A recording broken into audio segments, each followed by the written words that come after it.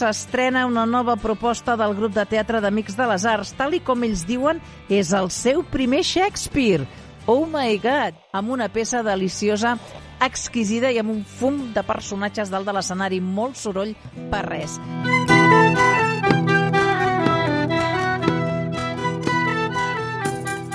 Parleu repetint les paraules com els lloros. Una escena en la meva llengua és molt millor que una bèstia famosa.